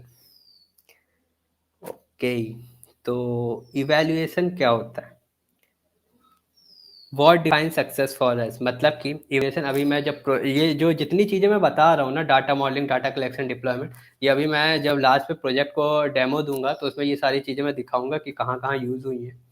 इवैल्यूएशन का मतलब कि लाइक वाइज तुम कोई डाटा प्रेडिक्ट कर, जैसे मैं अभी तुम्हें उसी का दिखाऊंगा, हार्ट डिजीज क्लासिफिकेशन का ही तुम्हें प्रोजेक्ट डेमो दूंगा। तो उसमें इवैल्यूएशन का मतलब है कि मान लो हमने एक क्राइटेरिया सेट कर लिया कि हमने जो डाटा सेट दिया है, अगर वो 90, उसकी जो एक्यूरेसी अगर वो 90%, 97% आ गई, तो हम मान लेंगे कि हमारा मॉडल ट्रेन हो गया, हमारा मॉडल परफेक्टली रन कर रहा है। अगर उससे कम है तो हम उसको इटरेटिव प्रोसेस, जो मैंने यहाँ दिखाया था ना, इटरेटिव प्रोसेस, ये चलाते रहेंगे जब तक हमने जो खुद के लिए क्राइटेरिया, एक बाउंड्री सेट करके रखी कि हमारा डाटा अगर इतने % एक्यूरेसी नहीं आ रही तो हम उसको क्योंकि मेडिकल एंड डायग्नोसिस में तुम्हारा मोस्टली अगर तुम्हारा डाटा एक्यूरेट नहीं है तो उल्टा सीधा हो सकता है, वहाँ पे बहुत सारी चीज़ें इंपॉर्टेंट होती हैं। तो इवैल्यूएशन का मतलब यही है कि हम एक क्राइटेरिया सेट करते हैं कि इतने % एक्यूरेट हमारा डाटा हो तो हम उसको लेंगे, नहीं तो फिर हम कुछ नया मॉडल ट्राई करेंगे, कुछ और ट्राई करेंगे। बहुत सारी इसमें वो भी होती हैं, मैट्रिसेस होती है, जैसे एक्यूरेसी हो गया, प्रिसीजन हो गया, रिकॉल हो गया, इन सारी चीज़ों का यूज़ करते हैं। मीन एब्सोल्यूट एरर मैथ्स में तुम लोगों ने पढ़ा होगा, मीन स्क्वायर्ड एरर, इवैल्यूएशन में हम लोग इन सब का यूज़ करते हैं टू चेक एक्यूरेसी कि हमारा मॉडल परफेक्टली रन हो रहा है कि नहीं हो रहा। नाउ मूविंग ऑन फीचर्स, कि हमें डाटा डाटा के बारे में क्या क्या पता है। अब डाटा को अगर हमें किसी चीज़ को रन करें तो हमें ऑब्वियसली उसके फीचर्स को पता होना चाहिए। फीचर्स का मतलब हो गया तुम्हारा, जैसे मैंने अभी उसी की बात की ना, मैं जो प्रोजेक्ट डेमो हार्ट डिसीज़ का है, उसमें तुम्हारे जो फीचर्स हो गए, डाटा हो गया, वेट हो गया, सेक्स हो गया, हार्ट रेट हो गया, ये सब तुम्हारे उसके फीचर्स हैं जो कॉलम्स होते हैं। हम लोग उन्हीं सारी चीज़ों से अपने मॉडल को ट्रेन करते हैं कि उसमें क्या क्या फीचर्स हैं। और फीचर्स भी बहुत तरीके के होते हैं, लाइक वाइज न्यूमेरिकल फीचर्स हो गए, लाइक बॉडी वेट जो है तुम्हारा वो न्यूमेरिकल फीचर है, हाइट जो है न्यूमेरिकल फीचर है, और कैटेगरिकल फीचर्स भी जैसे हो सकते हैं, लाइक हार्ट डिजीज में कैटेगरिकल फीचर, हाँ, जैसे कोई अगर है पर्सन है वो स्मोक करता है कि नहीं करता है, तो इसको तुम 0 और 1 के फॉर्म में कर सकते हो ना, कि हाँ करता है तो 1 दे दिया, जो नहीं करता है तो 0। ये होता है कैटेगरिकल डाटा। और बस एंड देन ऐसे ही अनस्ट्रक्चर्ड डाटा होते हैं, बहुत सारे होते हैं, फीचर्स होते हैं। अनस्ट्रक्चर्ड डाटा जो होते हैं उसमें फीचर्स कैसे होते हैं बेसिकली। अनस्ट्रक्चर्ड डाटा में जो डीप लर्निंग मॉडल यूज होते हैं उसमें वो क्या करता है, वो फीचर को खुद से एक्सट्रैक्ट करता है, वो खुद की लेयर्स बनाता है, वहाँ से कलेक्ट करता है उसको, एंड वहाँ पे वो फीचर्स को डिफाइन करता है। अनस्ट्रक्चर्ड डाटा में फीचर्स ऐसे फॉलो होते हैं। Now moving on modeling part. Based on our data, problem and data, what model should we use? देखो, मॉडलिंग पार्ट सबसे इम्पोर्टेंट नहीं, पर हाँ बहुत इम्पोर्टेंट फेज होता है किसी मशीन लर्निंग प्रॉब्लम का, और ये सबसे लेंदी फेज भी होता है। मॉडलिंग में हम लोग स्टार्ट कैसे करते हैं, बेसिकली हमारे पास जो डाटा है उसको हम देखो, मॉडलिंग में 3 स्टेप होते हैं बेसिकली। अगर सही से बताऊँ तो मॉडलिंग में 3 स्टेप्स होते हैं। सबसे पहला होता है कि choosing and training a model, मतलब कि तुम एक मॉडल को ले रहे हो, जैसे तुमने रैंडम फॉरेस्ट एग्जांपल में दे रहा, रैंडम फॉरेस्ट का यूज़ कर रहे हो, उससे कि तुमने किया, अगर वो एक्यूरेट नहीं हुआ, तुमने इटरेशन में फिर से प्रोसेस चलाया, फिर से सारी वर्क की, तुमने दूसरा मॉडल चूज़ किया। Tuning a model and then model comparison. Likewise अगर मैं एग्जांपल दूं कि कोई तुम्हारे पास एक प्रोजेक्ट है, हाँ, अगर तुमने वहाँ पे तुम यूज़ कर रहे रैंडम फॉरेस्ट का, एडा बूस्ट का, एंड ले लो लीनियर रिग्रेशन, मान लो 3 डाटा तुम यूज़ कर रहे हो, 3 मॉडल्स को यूज़ कर रहे हो। 3 मॉडल्स में जो सबसे ज़्यादा एक्यूरेट, तुमने तीनों मॉडल्स को रन कराया, सारे चेक चीज़ें उस पर प्रोवाइड किया, अपना सारा डाटा सेट प्रोवाइड किया, उसके बाद जो सबसे ज़्यादा एक्यूरेट होगा वो तुम कर लोगे। बस यही इंपॉर्टेंट होता है, choosing a model, tuning a model and model comparison. ये होता क्या है, मैं एक्सप्लेन कर रहा हूँ। सबसे पहले मॉडलिंग में हम क्या करते हैं, जो हमारे पास डाटा होता है, जो पूरा हमारे पास डाटा सेट है सीएसवी फाइल में, एक्सेल सीट में, उसको हम 3 पार्ट्स में डिवाइड करते हैं। 3 पार्ट्स में डिवाइड करना है, एक ट्रेनिंग सेट होता है, एक होता है वैलिडेशन टेस्ट, और एक होता है टेस्ट सेट। ट्रेनिंग सेट का मतलब होता है जिस पे हम अपने मॉडल को ट्रेन कर रहे हैं। वैलिडेशन टेस्ट का सेट का मतलब होता है जिस पे हम मॉडल ट्यून करते हैं, और टेस्ट सेट का मतलब है कि हम कंपेयर करते हैं। जो मैंने अभी 3 पार्ट बताए थे ना मॉडलिंग के, choosing and training a model, tuning a model and model comparison, basically यही है। हम अपने डाटा सेट को 3 जगह तोड़, अगर मैं एग्जांपल दूं इसको सिंपल वर्ड्स में एक्सप्लेन करने के लिए, लाइक वाइज तुम लोग ने 10th और 12th दिया होगा, ओके। 10th एंड 12th में क्या होता है कि वहाँ पे जैसे स्टडी के जो कोर्स मटेरियल्स होते हैं प्रोवाइड किया है। 10th में तुम लोग को पूरा साल भर पढ़ाया जाता है, सिखाया जाता है, वो समझ लो तुम्हारा एक तरह से ट्रेनिंग डाटा है, तुमने ट्रेनिंग सेट किया। उसके बाद एग्जाम्स के पहले, बोर्ड के पहले तुम लोग का प्री बोर्ड होता है। प्री बोर्ड समझ लो तुम्हारा वैलिडेशन सेट है, कि तुम्हें ट्यून किया गया है कि तुम कितना, तुमने जो अब तक सीखा है पूरे ट्रेनिंग में, पूरे साल भर जो पढ़ा है, वो प्री बोर्ड में कैसा परफॉर्म कर रहे हो। और टेस्ट डाटा जो तुम्हारा समझ लो बोर्ड एग्जाम, फाइनल एग्जाम जो है वो टेस्ट डाटा है। तो हम अपने डाटा सेट को तीन तरीके से डिवाइड, वैलिडेशन, टेस्ट सेट, इनमें डिवाइड करते हैं। एंड और डिवाइड करने का मतलब है कि तुम्हारा जैसे 80 टू 85% तुम्हारा, नहीं, 15 30 70, हाँ 70% डाटा, मान लो तुम्हारे पास पूरा डाटा है, उसका 70% जो हम लोग जनरल क्राइटेरिया यूज करते हैं, 70% डाटा हम लोग ट्रेनिंग का करें, क्योंकि अगर ट्रेनिंग का ही डाटा हम कम रख देंगे तो मॉडल अच्छे से वर्क ही नहीं करेगा, वो ओवरफिट हो जाएगा। तो 70% डाटा हम लोग ट्रेनिंग में यूज़ करते हैं, 15% डाटा 10 टू 15% डाटा हम लोग वैलिडेशन में यूज़ करते हैं, एंड रेस्ट 10 टू 15% डाटा हम लोग टेस्ट में यूज़ करते हैं। इसको भी तुम उससे कंपेयर कर सकते हो कि तुम्हें पूरा 6-7 पूरा 8-9 महीने पढ़ाया गया कॉलेज में, उसके बाद 1-2 महीने तुम्हारे प्री बोर्ड चले, 2 प्री बोर्ड होते, मेरे स्कूल में तो 2 प्री बोर्ड होते थे। तो वो वैलिडेशन टाइम का पीरियड, फिर बोर्ड 1 महीने लंबा बोर्ड चल रहा है, बोर्ड के एग्ज़ाम वही होता है। ओके, तो जैसे अगर मैं दूसरा एग्जांपल दूं कि मान लो पेशेंट्स के रिकॉर्ड हैं, 100 पेशेंट्स के रिकॉर्ड हैं, तो तुम 70 पेशेंट्स के रिकॉर्ड से तुमने अपने डाटा को ट्रेन कर लिया, 15 पेशेंट रिकॉर्ड पे ट्यून कर लिया, मतलब वैलिडेट कर लिया, एंड नेक्स्ट जो 15 पे उस पर अपने डाटा को टेस्ट कर लिया कि कितना वो एक्यूरेट है कि नहीं है। ओके, तो ये सारी चीज़ें थी अब तक। नेक्स्ट हम लोग मॉडलिंग की बात कर रहे थे, अभी मॉडलिंग खत्म नहीं हुआ था, अभी इसी पे बात करेंगे। इतना हो गया कि ट्यून कर लिया, वैलिडेट कर लिया। उसके बाद आता है हमारा कि अब देखो मॉडल चूज करने के भी अलग अलग वो होते हैं कि अगर तुम्हारे पास कोई पर्टिकुलर मॉडल है उसके लिए अलग पर्टिकुलर प्रॉब्लम है तो उसके लिए एक अलग मॉडल यूज होगा, कोई दूसरा प्रॉब्लम है उसके लिए डिफरेंट मॉडल डिफरेंट चीज़ों के लिए यूज होते हैं। लाइक अगर मैं एग्जांपल दूं तो स्ट्रक्चर डाटा है मान लो तुम्हारे पास, तो उसके लिए तुम्हारा कैट बूस्ट हो गया, यूज़ होता है, एक्जी बूस्ट हो गया है, रैंडम फॉरेस्ट है, इन सब का यूज़ होता है। और अगर मान लो तुम्हारे पास अनस्ट्रक्चर डाटा है, अनस्ट्रक्चर डाटा मैंने अभी एग्जांपल दिया, अगर डाटा अनस्ट्रक्चर है तो डीप लर्निंग का तुम यूज़ करते हो, डीप लर्निंग बेसिकली उसी लिए इंट्रोड्यूस हुआ है, डीप लर्निंग का यूज़ होते हो, ट्रांसफर लर्निंग का यूज़ करते हो। एंड आफ्टर दैट इतना हो गया, तुमने प्रॉब्लम देखी, प्रॉब्लम के अकॉर्डिंग अपना मॉडल को चूज़ किया। उसके बाद तुम्हारा जो ट्रेनिंग में तुम्हारा जो गोल होगा वो होगा कि जो देखो 2 चीज़ें मैटर करती है तुम्हारे मॉडल में। सबसे पहले तुम्हारा मॉडल सबसे ज़्यादा, जैसे अभी तीन मैंने लिया कि मान लो कोई प्रोजेक्ट बना रहा हूँ, उसमें 3 चीज़ें यूज़ कर रहा हूँ, लीनियर रिग्रेशन यूज़ कर रहा हूँ, मान लो एक रैंडम फॉरेस्ट हो गया और एक मान लो एसजी बूस्ट हो गया, 3 मॉडल में यूज़ कर रहा हूँ। तो हमारा गोल क्या होना चाहिए कि हमारा मॉडल एक्यूरेट भी हो, एक्यूरेट होने के साथ साथ वो टाइम भी कम ले, क्योंकि टाइम की भी इम्पोर्टेंस है। ऐसा नहीं है कि कोई मॉडल है वो 99% एक्यूरेट है पर वो रन होने में 3 दिन ले रहा है, और दूसरा मॉडल है वो 94% एक्यूरेट है पर वो 2 घंटे में हो जाए, तो बेसिकली हम 94 वाले डाटा को लेंगे। तो दोनों चीज़ें इंपॉर्टेंस की एक्यूरेसी भी अच्छी होनी चाहिए, एंड तुम्हारा जो टाइम टेक कर रहा है वो भी कम होना चाहिए।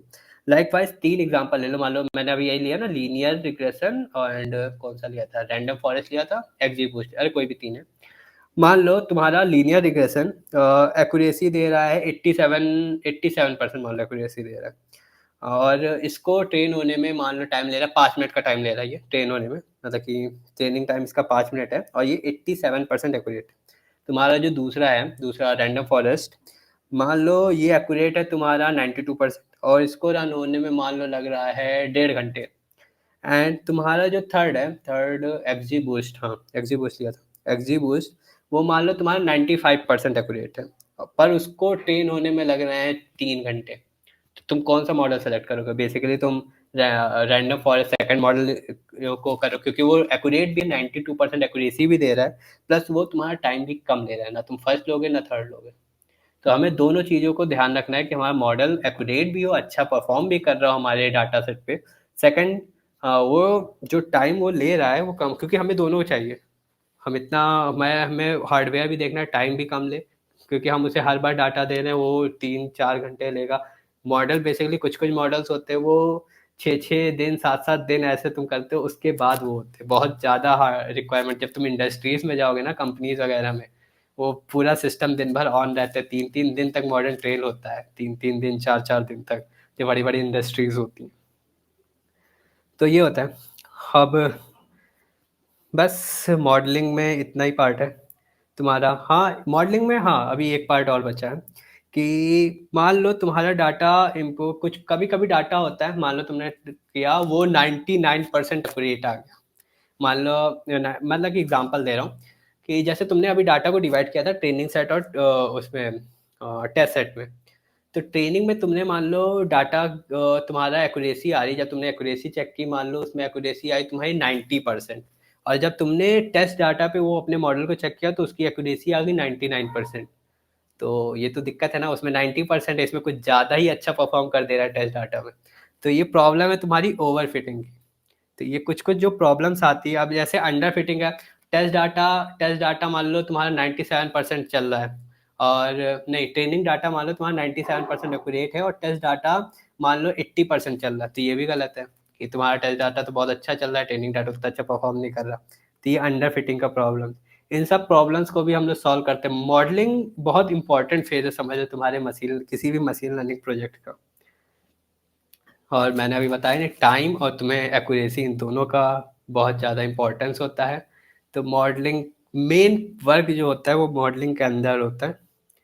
सारी चीज़ें तुम्हें over fitting, under fitting, data mismatch हो गया तुम्हारा, डाटा लीकेज हो गया, इन सारी चीज़ों को ध्यान में रखना होता है। उसके हिसाब से मॉडल को ट्रेन करता है। अगर कोई मॉडल तुम्हारा परफॉर्म नहीं कर रहा है, अंडर फिटिंग के बहुत सारे प्रोसेस होते हैं उसको रिड्यूस करने के लिए।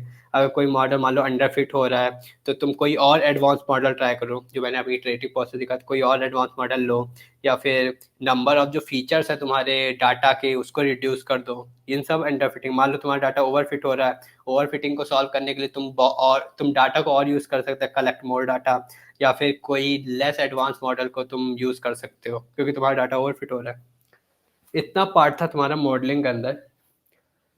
एंड देन लास्ट आता है एक्सपेरिमेंटेशन। मान लो तुमने अभी हमने वैल्यूएशन प्रोसेस में जो थर्ड स्टेप था यहाँ पे, इसमें हमने okay, हाँ, इसमें हमने सेट किया था क्राइटेरिया कि 97% है। एक्सपेरिमेंटेशन में हमारा जो तीनों डाटा हमने किया उसके हिसाब से 94% एक्यूरेट आ रहा था। तो हम लोग यहाँ पे एक्सपेरिमेंटेशन का मतलब है कि नई नई चीज़ें ट्राई करते रहो। मान लो तुम्हारा क्या पता इससे बेटर इम्प्रूव कर सकें। मैंने 2 मॉडल यूज़ किए, उससे एक्यूरेसी 94% आ रही। मान लो मैंने कोई तीसरा एडा बूस्ट, मान लो एडा बूस्ट हो गया, एडा बूस्ट को मैं यूज़ कर रहा हूँ, उससे मेरी एक्यूरेसी और बढ़ जा रही है। मतलब कि ये जो तुम्हारा प्रोजेक्ट है जो मॉडलिंग का है, इसका काम है कि तुम चीज़ों को रन करते रहो, सीखते रहो, रन करते रहो। क्या पता अगले किसी मॉडल या फिर हम खुद का एक प्रपोज मॉडल बना सकते हैं, एक्यूरेसी बढ़ाएं, टाइम कम करें। फोकस ये करना है कि एक्यूरेसी ज़्यादा हो, टाइम भी उतना ना ले रहा हो। बस एक्सपेरिमेंटेशन का ही मतलब है। एंड देन लास्ट में आता है डिप्लॉयमेंट। डिप्लॉयमेंट मतलब तुमने पूरा प्रोजेक्ट तो बना दिया, पर ये प्रोजेक्ट इंडस्ट्री कैसे यूज़ करेगी, उस सब के लिए डिप्लॉयमेंट पर्पस यूज़ होता है। डिप्लॉयमेंट मतलब कि अपने प्रोजेक्ट को, अपने तुमने जो मॉडल ट्रेन किया उसको डिप्लॉय करना, जिससे अदर रिसोर्स या फिर नए डाटा सेट है उसमें यूज़ किया जा सके। डाटा साइंस वर्क फ्लो जो तुम्हारा प्रोजेक्ट है, अब मैंने बताया था ना, पांडास और मैटप्लॉटलिब, नमपाई जो हम यूज़ कर रहे हैं, ये यूज़ कर क्यों रहे हैं। देखो, ये वर्क फ्लो है, बहुत अच्छा एक्सप्लेनेशन किया है।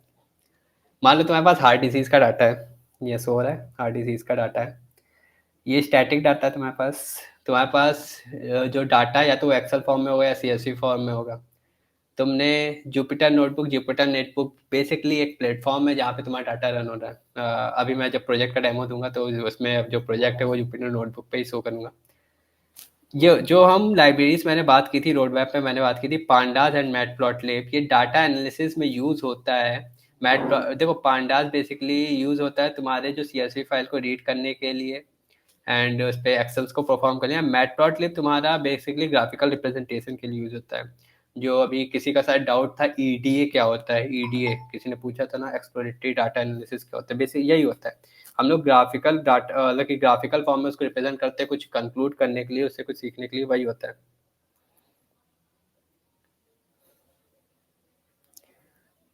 Okay, and then moving on, machine learning model. उसके बाद वही मैंने रोड मैप में बताया था, साइकिट लर्न है, पाइथन की एक बहुत पॉपुलर लाइब्रेरी है जो मशीन लर्निंग में यूज़ होती है। एंड देन हमारा जो पूरा प्रोजेक्ट है वो कंप्लीट होता है। इतने सारे प्रोसेस इन्वॉल्व होते हैं। हाँ, ये जो मशीन लर्निंग मॉडल देख रहे हो ना, ये बीच में साइकिट लर्न, इसमें ये जो 6 स्टेप्स मैंने बताए थे उसके अंदर ये 6 स्टेप्स आते हैं। तो ये छोटा लग रहा है, छोटा है भी।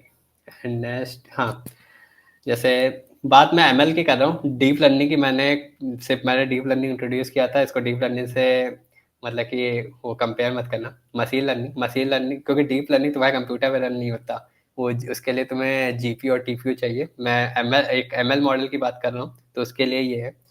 एमएल मॉडल को रन करवाने के लिए बेसिकली तुम्हारा कंप्यूटर है। उसके बाद इन्वायरमेंट सेटअप करने के लिए तुम्हारा फंक्शन जहाँ रन करेगा, जिस प्लेटफॉर्म पे रन करेगा, उसके लिए यूज़ होता है एनाकोंडा, मिनीकोंडा, कोंडा। बेसिकली ये तीनों एक दूसरे रिलेटेड है। एनाकोंडा बहुत बड़ा है, एनाकोंडा मतलब कि बहुत बड़ा प्लेटफॉर्म हो गया। हम लोग इतना बड़ा प्लेटफॉर्म यूज़ नहीं करते क्योंकि अभी हम लोग लर्निंग प्रोसेस में। हाँ, तुम अगर उसमें जाओगे, कंपनीज वगैरह जाओगे तो वहाँ यूज़ करोगे। हम लोग अपने कंप्यूटर में मिनी कॉन्डा यूज़ करते हैं। अब कॉन्डा समझ लो एक कमांड लाइन टूल की तरह है, जो जैसे सीएमडी होता है, हम लोग वैसे कॉन्डा कॉन्डा वो होता है जिससे हम एक्सेस परफॉर्म करते हैं अपने डाटा पे। एंड उसके अंदर ये सारी चीज़ें जो मैंने अभी बताई, ये डाटा साइंस वर्कफ्लो उसके अंडर, मतलब कि ये प्रोजेक्ट का पूरा इन्वायरमेंट सेटअप करने के लिए होता है। नमपाई सेट कर रहे हैं, पांडा सेट कर रहे हैं, मैटप्लॉटलिब है, जुपिटर है। हाँ, okay, project demo and then नहीं, तो प्रोजेक्ट डेमो स्टार्ट करते हैं। कोई डाउट्स हो तो पूछ लेना। तो अब ध्यान से देखो, जितनी चीज़ें मैंने अभी स्टार्ट से लेकर एंड तक एक्सप्लेन की, वो मैं अभी एक प्रोजेक्ट में दिखाता हूँ। Let me open.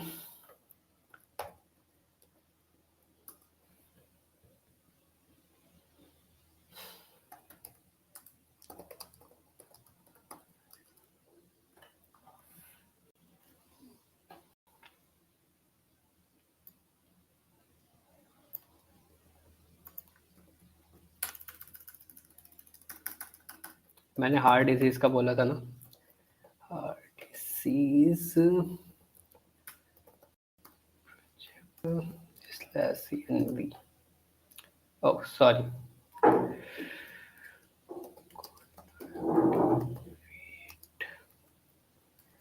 मैंने एक्टिवेट किया ही नहीं इन्वायरमेंट।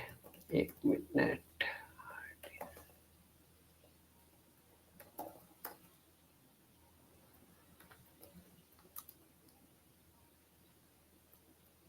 हाँ, ये तुम यहाँ पे देख रहे हो ना, बेस से हमारा वो चेंज होके ये इन्वायरमेंट जो हमारा सेटअप है उस प्रोजेक्ट में, उस पर चेंज हो गया। ये देखो, यहाँ पे अब तक बेस था, अब जितनी चीज़ें हम यहाँ पे करेंगे वो इस इन्वायरमेंट के अंदर होंगी।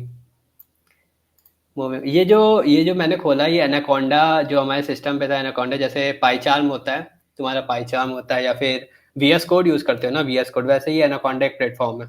ओके, एक समझ लो टूल है। ये जो CMD है, यहाँ पे हम कोंडा के फंक्शन जो CM वो परफॉर्म करते हैं, उससे हम अपने डाटा को वर्क कराते हैं, मतलब कि अपनी लाइब्रेरीज एंड ऑल को इंस्टॉल करते हैं, इस पर हम वर्क करते हैं। यहाँ पे इन्वायरमेंट मेरा सेटअप है, मैंने जो प्रोजेक्ट बनाया हुआ है उस पर मैंने इन्वायरमेंट पे मैं सेटअप कर दिया। उसके बाद हम यहाँ से यूज़ करेंगे, मतलब कि ओपन करेंगे अपने जुपिटर नोटबुक को, एंड हाँ, now it's opening. Okay, Jupyter notebook तुम्हारा ओपन हो चुका है। एक मिनट। और मेरा प्रोजेक्ट जो है वो डेस्कटॉप है, प्रोजेक्ट के अंदर हार्ट डिजीज़ प्रोजेक्ट। हाँ, ये देखो, ये जो हम आ चुके हैं यहाँ पे, हार्ट डिजीज़ प्रोजेक्ट यहाँ पे मैंने बनाया हुआ है। उसमें देखो एक ENV फाइल है, ENV फाइल जो हमने यहाँ पे नमपाई, पांडास, मैटप्लॉटलिब, साइकिट जितनी लाइब्रेरीज यूज़ की हुई हैं, उसके लिए एक इन्वायरमेंट सेटअप करने का बेसिकली यूज़ क्या होता है, अगर मैं बताऊँ तो, मान लो ये प्रोजेक्ट मैं वर्क कर रहा हूँ अपने सिस्टम पे, ठीक है। टाइम के साथ जैसे दो तीन वजह से हम लोग इन्वायरमेंट सेट करते हैं। पहले मान लो मैंने इस प्रोजेक्ट को बनाया, अपने सिस्टम पे बनाया, मान लो ये प्रोजेक्ट पूरा रन हो रहा है, और इसी प्रोजेक्ट पे मान लो इस प्रोजेक्ट को कोई दूसरा मांग रहा है, या फिर मुझे ट्रांसफ़र करना है किसी दूसरे पे। तो मान लो मैंने नमपाई का यहाँ पे कोई वर्जन यूज़ किया है, 2.3 यूज़ किया है, पर अगर मैं उस सिस्टम पे लेके जाऊँगा, वहाँ पे 2.3 वर्जन इंस्टॉल्ड है, तो ये हमारा प्रोजेक्ट उस पर वर्क नहीं करेगा। ऐसे ही मान लो पांडास का हमने यहाँ पे वर्क किया है, और 2 महीने बाद कोई नया प्रोजेक्ट आ गया, मतलब कि कोई नया उसमें आ गया, 2.3 वर्जन पे शिफ्ट हो गया, तो वो वर्क नहीं करेगा। तो इन्वायरमेंट सेटअप करने का सबसे पहला है कि जो जो हम वर्क कर रहे हैं, अगर टाइम के साथ चेंज हुआ, हम उस पर पहले उसी पे वर्क कर रहे हैं। अगर हम इसको शेयर करते हैं, तो सबसे पहले तो शेयरिंग में आसान होती है कि अगर मान लो ये मैंने प्रोजेक्ट ऐसे शेयर करता नॉर्मली, तो सबसे पहले उसको वर्क कराने के लिए उसको इन्वायरमेंट सेटअप करना, उसको नमपाई इंस्टॉल करना पड़ता, पांडास अपने सिस्टम में इंस्टॉल करना होता दूसरे को, उसके बाद वो प्रोजेक्ट को रन कर पाता। पर अगर मैं इसको पूरा इन्वायरमेंट फाइल के साथ उसको अगर मैं किसी को शेयर करता, तो उसको कुछ नहीं करना, जैसे मैंने अभी इन्वायरमेंट एक्टिवेट किया था, बस उसको एक लाइन रन करानी है, कॉन्डा एक्टिवेट एंड पूरा ये इन्वायरमेंट का प्लेटफॉर्म, ये तुम्हारी चीज़ रन हो जाएगी। इन्वायरमेंट हम बेसिकली इसी के लिए सेटअप करते हैं। अब यहाँ पे देखो, इन्वायरमेंट के अलावा दो फाइलें, ये एक जुपिटर नोटबुक की फाइल है, IPYNB जो डॉट होता है, ये जुपिटर नोटबुक का एक्सटेंशन होता है, और ये हार्ड डिजीज CSV फाइल मैंने बताया था ना, स्ट्रक्चर डाटा होता है। अगर मैं इसको ओपन करूँ, ये देखो, ये .csv फाइल है। CSV फाइल को तुम एक्सेल में भी चेंज कर सकते। पहली लाइन है तुम्हारी, ये तुम्हारा बेसिकली तुम्हारे कॉलम्स को शो हो रही कर रही है, एंड ये जो तुम्हारी रोज है, टोटल हमारे पास अगर देखें तो कितने डाटा है, 304 और ऊपर एक और 303 डाटा है हमारे पास हमारी CSV फाइल में। एंड नाउ हम अगर अपने उसको ओपन करते हैं, अभी जो मैंने सारे स्टेप्स बताए थे अभी इसमें देखना शो करूंगा मैं। ये predicting heart disease using machine learning, इसमें सारी चीज़ें मैंने फिर से लिखी हुई हैं, सारी चीज़ें इसमें मेंशन है जो जो मैंने बताया। वहाँ पे मैंने 6 स्टेप्स बताए थे ना, problem solving, data evaluation, features, modelling. अब देखो प्रॉब्लम डेफिनेशन क्या है, तुम्हारे पास डाटा का दिया हुआ है पैरामीटर, उससे तुम्हें हार्ट डिजीज को प्रेडिक्ट करना है। डाटा मैंने डाटा कहाँ से लिया, अभी मैंने तुम्हें बताया था ना 2 रिपोजिटरी, कैगल और UCI, तो ये डाटा मैंने कैगल से लिया। क्लिक करोगे, ये देखो कैगल अभी बताया था ना कि हम डाटा कहाँ से कलेक्ट करते हैं, तो डाटा सेट हम बेसिकली कैगल और UCI, बहुत सारी वेबसाइट होती है उससे या तो तुम कर सकते हो। अगर तुम्हें नहीं मिल रहा है तो तुम्हें वेब स्क्रैपिंग या फिर लाइब्रेरीज का यूज़ करके डाटा को एक्सट्रैक्ट करना होता है। यहाँ से मैंने डाटा सेट लिया हुआ है। ये देखो ये डाटा 2 लर्निंग एक रिसर्च प्रोसेस में यूज़ हुआ है। एंड नाउ इवैल्यूएशन मैंने क्या बताया था कि हम अपने एक क्राइटेरिया सेट करेंगे कि अगर हमारा डाटा, हमारा मॉडल इतना % एक्यूरेट हो जा रहा है तो हम उसको एक्सेप्ट करेंगे, नहीं तो फिर हम वर्क करते रहेंगे, कोई नया मॉडल प्रपोज करेंगे, कोई दूसरा मॉडल ट्राई करेंगे जब तक वो अचीव हम ना कर ले जाएं। तो उसके बाद फीचर्स मैंने बताया था कि डाटा में कौन कौन से फीचर्स हैं। अब इसमें देखो कौन कौन से फीचर, एज है कि तो अगर ये जो डाटा दिया हुआ है df डॉट हैंड, देखो एज है, सबसे पहला col age, sex, CP, test bed. ये मुझे नहीं पता कि हार्ट डिजीज में कौन कौन सी चीज़ें यूज़ होती हैं। और ये जो कॉलम्स हैं, ये देखो पूरी चीज़ें यहाँ पे डाटा के बारे में दिया कि एज दिया, एज ईयर्स पे दिया हुआ है, सेक्स 1 फॉर मेल, 0 फीमेल को डिनोट कर रहा है, CP का मतलब होता है chest pain type, CHOL serum cholesterol, ये सारी चीज़ें तुम्हारे बारे में जो मैंने बताया था फीचर्स, ये सारी चीज़ें फीचर्स को डिफाइन करनी। एंड देन देखो 4 स्टेप हो गए, problem definition, data evaluation, feature. मैंने बताया था मॉडलिंग सबसे इंपॉर्टेंट रोल है मॉडलिंग का। अब मॉडलिंग यहाँ से प्रिपेयरिंग द टूल से तुम्हारी मॉडलिंग स्टार्ट होती है। EDA, जिसने EDA पूछा था, दिस इज व्हाट EDA, यहाँ पे तुम लाइब्रेरीज को इंस्टॉल कर रहे हो, उस पर वर्क परफॉर्म करो। ये देखो यहाँ पे मैं लिखा हुआ है एक्सप्लोरेटरी डाटा एनालिसिस, उसके प्लॉट करोगे, यहाँ से सारी चीज़ें स्टार्ट है। मैटप्लॉटलिब का तुम्हारा यूज़ होता है ग्राफिकल रिप्रेजेंटेशन ऑफ डाटा के लिए, पांडास हमारी CSV फाइल को रन करने, और नंपाई यूज़ होता है तुम्हारा उसको एरेज में वर्क करने के लिए, 2D अरे 3D अरेज को वर्क करने के लिए। अब यहाँ पे साइकिट लर्न की कुछ लाइब्रेरीज है, जहाँ पे हमने 3 मॉडल्स को यूज़ कर रहे हैं और उस पर हम अपनी एक्यूरेसी को चेक करेंगे।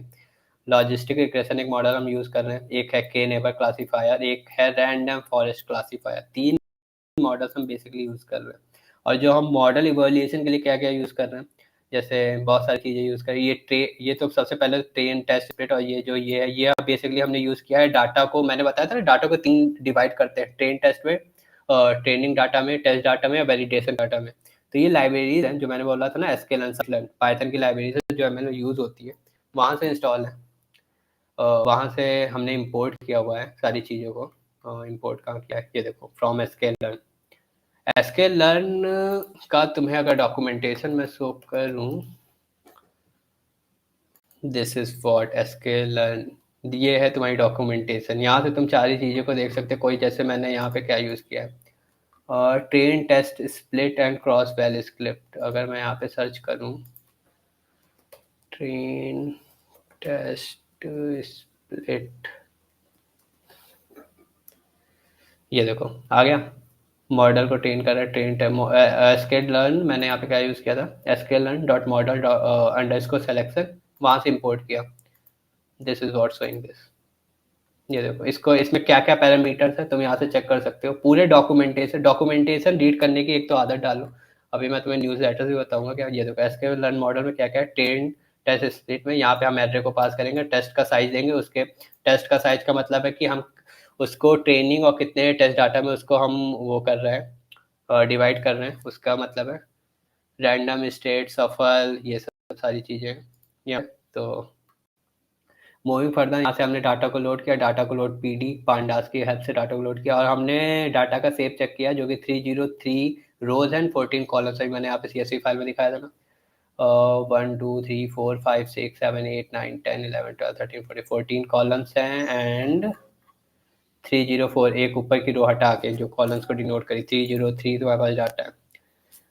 डाटा एक्सप्लोरेशन ईडीए जो इसने पूछा था, डाटा एक्सप्लोरेशन कुछ नहीं करते, हम डाटा को एक्सट्रैक्ट कर रहे हैं, जो एक्सट्रैक्ट हो गया उसको हम क्लीन कर रहे हैं डाटा को कि उसमें कोई मिसिंग वैल्यूज नहीं है, मिसिंग वैल्यूज हैं तो उनको हटा रहे हैं। और डाटा से हम बेसिकली ग्राफिकल रिप्रेजेंटेशन उनका कर रहे हैं कि डाटा से कुछ कंक्लूड कर सके, जैसे यहाँ पे टारगेट ये जो आउटपुट है उसकी वैल्यूज को काउंट किया है, उसके कलर के डिनोट किया हुआ है। जो 1 है यहाँ पे रिप्रेजेंट कर रहा है कितने लोगों को, अगर मैं चेक करूँ ऊपर डाटा में target heart disease 1 for yes, यहाँ पे ये देखो लिखा हुआ है ना हैव डिजीज और नॉट, 1 यस को डिनोट कर रहा है और 0 नो को डिजीज डिनोट कर रहा है। तो अगर ये जो हमने प्लॉट किया है डाटा, हमने बेसिकली इसीलिए यूज करते हैं ईडीए का। अब तुम वैसे अगर रीड करोगे तो चीजों को अंडरस्टैंडिंग में थोड़ा टाइम लगता है। ग्राफिकल रिप्रेजेंट कर दिया, देखो पूरा शो हो रहा है कि जो जिनको हार्ट डिजीज है उनको ये इस कलर से डिनोट किया हुआ है 1 से, एंड 0 को इससे। अब हम यहाँ से चेक कर रहे हैं कि हमारे पास जो डाटा सेट है उसकी इन्फो क्या है। एज जो हमारा गिवन है वो इंट 64 मतलब इंटीजर फॉर्म में है, सेक्स इंट 64, ये सारी चीज़ें हैं। और यहाँ पे is N A dot sum, is N A ये जो फंक्शन हम यूज़ कर रहे हैं ये चेक कर रहे हैं कि ईडीए में हम लोग क्या कर रहे होते हैं, मिसिंग वैल्यूज को चेक कर रहे होते हैं, उसका ग्राफिकल डाटा के साथ प्ले कर रहे होते हैं। ये यहाँ पे हम चेक कर रहे हैं कि हम किसी जो हमारे डाटा है उसमें कोई मिसिंग वैल्यू तो नहीं, अगर है तो सबसे पहले हम उसको रिमूव करेंगे, क्योंकि बाद में फिर वो या फिर अंडर फिटिंग या फिर उसमें जाएगा, वो वहाँ पे रन नहीं कर पाएगा हमारा मॉडल, वहाँ पे एरर शो कर देगा। यहाँ पे डाटा को डिस्क्राइब करने के लिए फंक्शन यूज़ किया, ये सारी लाइब्रेरीज हैं। यहाँ पे age versus max heart rate for heart disease उसका ग्राफ है, ये सारा प्रोसेस ईडीए के अंदर चल रहा है। हार्ट डिजीज फ्रिक्वेंसी मतलब कि हर जितने भी हमारे वो थे, जैसे यहाँ पे चेस्ट पेन के अकॉर्डिंग है, जो हमारा एक कॉलम था चेस्ट पेन के अकॉर्डिंग हमने यहाँ पे ग्राफ प्लॉट किया। दूसरा फीचर हम यहाँ पे कौन सा फीचर ले रहे हैं, हार्ट डिजीज का मैक्सिमम हार्ट रेट का फीचर ले रहे हैं। उसके ऊपर हमने सेक्स का फीचर लिया था। उसके ऊपर हमने यहाँ पे कौन सा फीचर लिया था, यहाँ पे तो हम बेसिकली डाटा को डिस्क्राइब कर रहे हैं। तो ये सारी चीज़ें हम टर्म बाय कॉलम से उसको ग्राफिकल रिप्रेजेंट कर रहे हैं, और वहाँ से डाटा मतलब कि कुछ कंक्लूड कर रहे हैं कि कहाँ पे कौन सी चीज़ें ज़्यादा कंट्रीब्यूट कर रही है तुम्हारी प्रेडिक्शन में। जैसे ये चेस्ट पेन टाइप था। अब ये देखो ये तुम्हारी वो कोरिलेशन मैट्रिक्स है पैरामीटर्स को शो करने के लिए। नीचे देखो पैरामीटर्स वहाँ शो हो रहा है ना, एज सेक्स सीपी स्कॉल एफपीएस एंड ऑल, एंड इधर तुम्हारी ये चीज़ें शो हो रही हैं। कोरिलेशन मैट्रिक्स यही है कि तुम्हारा कौन सा फीचर कितना कंट्रीब्यूट कर रहा है तुम्हारे मॉडल के प्रेडिक्शन में। कोरिलेशन हम लोग इसीलिए यूज करते हैं। एंड देन मॉडलिंग है, ये मॉडलिंग यूज है। This all is running model compare, हमने 3 मॉडल यूज किए थे ना। स्टार्ट में मैंने दिखाया था ना कि हम यहाँ पे 3 मॉडल का यूज करेंगे और उसमें एक्यूरेसी को चेक करेंगे। कहाँ गया लॉजिस्टिक रिग्रेशन के neighbour classifier random forest classifier. हाँ नाउ कहाँ थे हम लोग इसी पे। हाँ हमने ऊपर 3 मॉडल यूज़ किए थे। यहाँ पे हमने उसको पुट किया, यहाँ पे उसका स्कोर एंड चेक कर रहे हैं, और यहाँ पे हमने फिर से मैटप्लॉटलिब से इसको कंपेयर किया। सबसे ज़्यादा एक्यूरेट लॉजिस्टिक रिग्रेशन बाकी 3 में सबसे ज़्यादा एक्यूरेट जो एक्यूरेसी दे रहा है वो लीनियर रिग्रेशन दे रहा है, सॉरी लॉजिस्टिक रिग्रेशन दे रहा है। KNN की कुछ अबाउट 0.6 पॉइंट है, रैंडम फॉरेस्ट की 0.8 से कम है, सबसे ज़्यादा है 0.9 के आसपास है तुम्हारी लॉजिस्टिक रिग्रेशन, मतलब कि अबाउट 90+% तुम्हारा एक्यूरेट है मॉडल लॉजिस्टिक रिग्रेशन का। एंड देन हम यहाँ पे फिर से चेक कर रहे हैं कि कौन सा स्कोर है, मतलब कि जो डिफरेंट पैरामीटर्स हम यूज़ कर रहे हैं हाइपर पैरामीटर्स, मतलब कि यहाँ पे जो मैथमेटिक्स का कॉन्टिन्यू रिकॉल और प्रिसीजन स्कोर है, रिकॉल स्कोर है, एफएल स्कोर है, हर तुम्हारी उसका लॉजिस्टिक रिग्रेशन के नेबर, मतलब ये टर्म्स में है थोड़े हैवी लग सकते हैं बट हम लोग इसका यूज़ करते हैं मॉडल इवोल्यूशन में। एंड वहाँ पे हम लास्ट में इसको चेक कर रहे हैं, ग्राफ्स के हो गए, नंबर ऑफ नेबर्स हो गया, यहाँ पे रैंडमाइजर जो हम यूज़ कर रहे हैं, रैंडमाइजर CV का यूज़ किया है हमने यहाँ पे। इसके ऊपर hyper by hand. And next रुको मैं यहाँ पे वो भी दिखाता हूँ तुम्हें, जो मैंने कहा था ना 2 चीज़ें इंपॉर्टेंट होती हैं कि टाइम टेकन एंड ऑल्सो, पर उसके लिए मुझे इसको फिर से रन कराना पड़ेगा। अगर मैं इसको फिर से रन कराया तो अप्रॉक्सीमेटली ये हाँ, ये लॉजिस्टिक रिग्रेशन का मॉडल 0.88% हमारा वर्क कर रहा है। ओके ओके ओके, ये आरओसी कर्व जो मैंने बताया था, आरओसी कर्व है, एंड कंफ्यूजन मैट्रिक्स और जो हम लोग रिकॉल प्रिसीजन का यूज़ कर रहे थे, ये सब उसके डाटा है। क्रॉस वैलिडेशन, जो क्रॉस वैलिड 3 उसमें डिवाइड किया तो क्रॉस वैलिडेशन का है। एंड क्लासिफाई में तो एक्यूरेसी, प्रिसीजन, रिकॉल, F1 हमने यहाँ पे चेक किया है। फीचर इंपॉर्टेंट, एंड हमारा यहाँ पे मॉडल कंप्लीट होता है। लीनियर रिग्रेशन सबसे ज़्यादा एक्यूरेट प्रूफ हुआ है, जो जैसा कि इस ग्राफ में हमें शो हो रहा था। तो हम यहाँ पे अपने लीनियर रिग्रेशन मॉडल पर, हाँ ये पूरा एक्यूरेट नहीं हुआ है, 0.89% कहाँ पे यहाँ पे शो हुआ था ना। Wait a minute,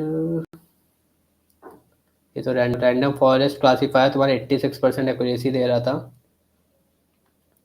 and logistic regression तुम्हारा 88% एक्यूरेसी दे रहा था। तो उन तीनों model compare to logistic regression तुम्हारा सबसे, पर हमने जो अपना क्राइटेरिया सेट किया था वो 95% का सेट किया था। तो हम लोग फिर से यहाँ पे चीज़ें एंड नहीं हुए, हम कोई दूसरा मॉडल ट्राई करेंगे, चीज़ों को इटरेटिव प्रोसेस में रन कराएंगे, कुछ नया प्रपोज करेंगे, या फिर कुछ ज़्यादा डाटा कलेक्ट करेंगे, जिससे हम अपनी जो हमने एक वैल्यूएशन प्रोसेस चेक किया है कि सेटअप किया है कि 95% एक्यूरेट हो, तो हम इस मॉडल को मतलब कि प्रपोज करेंगे, मॉडल को हो जाएगा।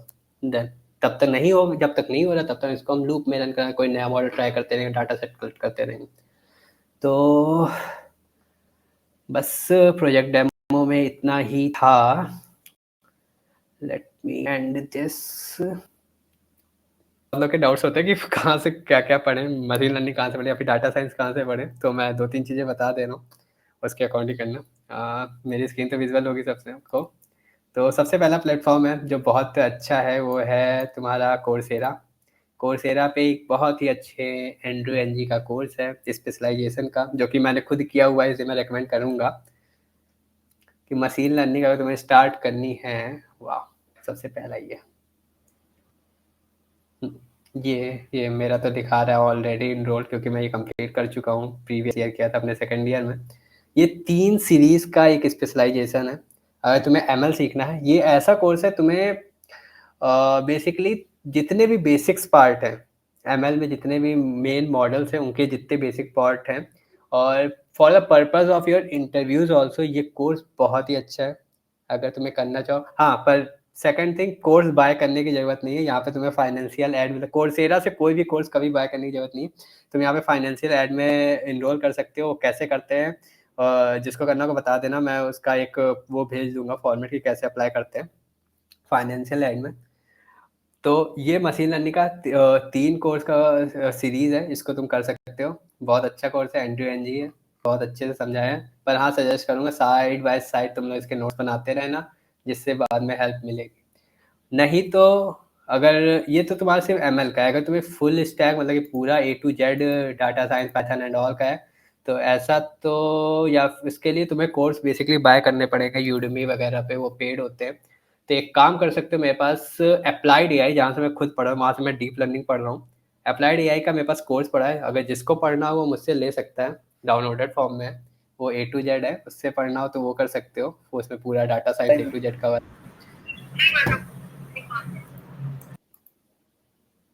ये आवाज़ कहाँ से आई? हाँ, तो वो ले सकते हो, नहीं तो इसमें तुम इनरोल कर सकते हो। कैसे करना है फाइनेंशियल एड वो मैं बता दूंगा। नहीं तो अगर पूरा चाहिए तो मुझसे तुम कोर्स ले सकते हो, नहीं तो अगर तुम्हें बाय करना है तो यूडेमी एक बहुत अच्छा प्लेटफॉर्म है।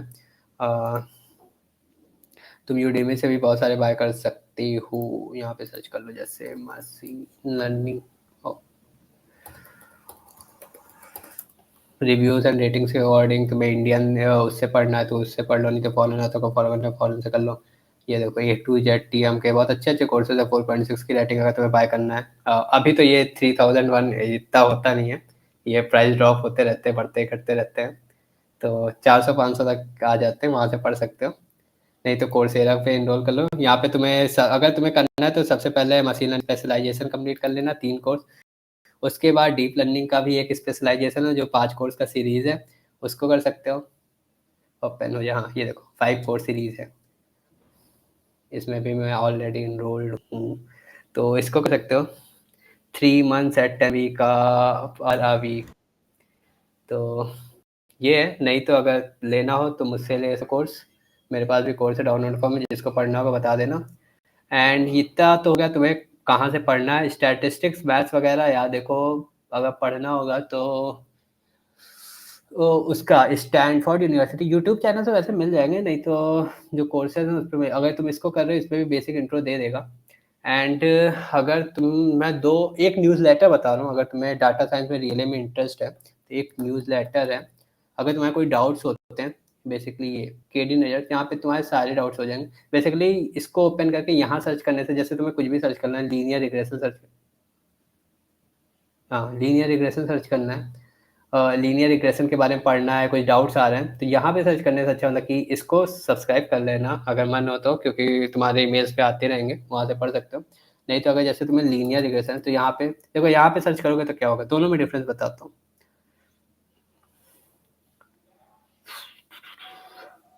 मेरा नेट स्लो चल रहा है शायद, या फिर इनकी साइट वर्क नहीं कर रही। हाँ चलो, जब तक वो लोड हो रहा है, यहाँ पे लीनियर रिग्रेशन के डी, इसके आगे अगर तुम ये वेबसाइट्स का नाम लिख रहे हो, ये देखो यहाँ पे तुम्हें अपने अकॉर्डिंग सर्च कर ले, beginners guide to linear regression for data science, ये है तुम्हें जो डाउट्स आ रहे हैं यहाँ से तुम पढ़ सकते हो। देखो सारे बहुत सारे आर्टिकल्स इसमें हैं, बहुत सारे न्यूज़ लेटर्स हैं, बहुत लोगों ने लिखे हैं, बहुत अच्छा प्लेटफॉर्म है तुम्हारा। हाँ इनकी साइट ही नहीं चल रही है। बहुत अच्छा प्लेटफॉर्म है तुम्हारा डाटा साइंस के लिए, बहुत अच्छा न्यूज़ लेटर है अगर तुम्हें पूरा इस पर फोकस होना है, एमएल की फील्ड में अगर तुम्हें जाना है तो। नहीं तो एक है तुम्हारा, वहाँ पे तुम्हें आर्टिकल्स मिल जाएंगे तुम्हारे डाउट्स को क्लियर करने के लिए, towardsdatascience.com। ये दोनों जो मैंने बताया ना, KD Netter's and toward data, ये सब चीज़ें मैं बाद में पीपीटी के एंड में एज अ रिसोर्सेज में डाल दूँ, जो मैंने पीपीटी अभी है उसके एंड में मैं ऐड करके तुम लोग को सेंड कर दूंगा, उसकी चिंता करने की जरूरत नहीं है। तो ये सारी चीज़ें हैं, यहाँ पे भी तुम कर सकते हो। लाइक वाइज तुम्हें सर्च करना है, यहाँ पे मान लो लीनियर रिग्रेशन ही सर्च करते हैं, नंबर ऑफ आर्टिकल्स, बहुत अच्छे आर्टिकल्स हैं। तो ये दोनों वेबसाइट्स को तुम फॉलो कर सकते हो, केडी नेजर्स एंड ये हो गया तुम्हारा टूवर्ड्स डाटा साइंस, बहुत अच्छे हैं। बाकी कोर्सेज है तो यूडेमी एंड कोर्सेरा से ले सकते हो। To thank Ayush, this was amazing session. मतलब even after being unwell उसने ये चीज़ ली and बहुत अच्छे से बहुत perfectly deliver किया, the PPT, the slides, the content delivered, everything outstanding. So yes, Ayush, commendable job. Thank you Kritika, Yes, thank you obviously. All. It's just a मुझे pleasure from my use. मुझे 1.5 घंटा सुनने के लिए thanks to all. Okay Kritika, session end कर दो। Thank you everyone. Yes, bye bye. Thank you.